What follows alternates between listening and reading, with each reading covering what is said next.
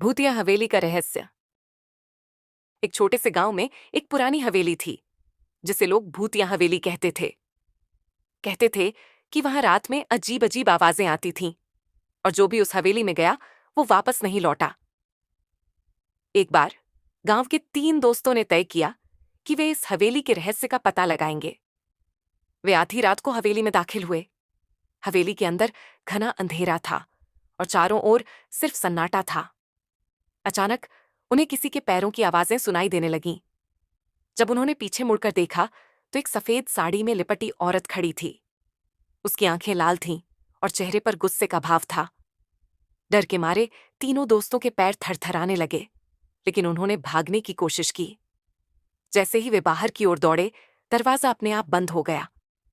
औरत ने अपने लंबे बेजान हाथों से उनमें से एक को पकड़ लिया और खींचकर अंधेरे में ले गई।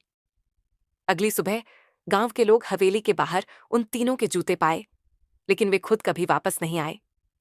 तब से उस हवेली के पास कोई नहीं जाता।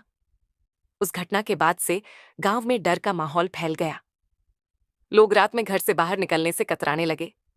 हवेली के पास से गुजरने वाले लोग भी अजीब सी सिहरन महसूस करते थे, मानो कोई अदृश्य शक्ति उन्हें घूर रही हो। कुछ दिनों बाद गांव के एक बुजुर्ग व्यक्ति ने बताया कि वर्षों पहले उस हवेली में एक परिवार रहता था। उस परिवार की बेटी की शादी के दिन ही एक दुर्घटना में उसकी मौत हो गई थी। वह मौत इतनी भयानक थी कि उसकी आत्मा को शांति नहीं मिली और वह बदले की भावना से हवेली में भटकने लगी। गांव के लोग उस आत्मा की शांति के लिए पूजा पाठ करवाने का निर्णय लिया। एक प्रसिद्ध तांत्रिक को बुलाया गया, जिसने हवेली में अनुष्ठान शुरू किया। तांत्रिक ने हवेली के हर कोने में मंत्रोच्चारण किया और उस आत्मा को मुक्त करने की कोशिश की। कई घंटों के बाद हवेली से तेज चीखों की आवाज आई और फिर सब कुछ शांत हो गया। तांत्रिक ने बताया कि आत्मा को मुक्त कर दिया गया है।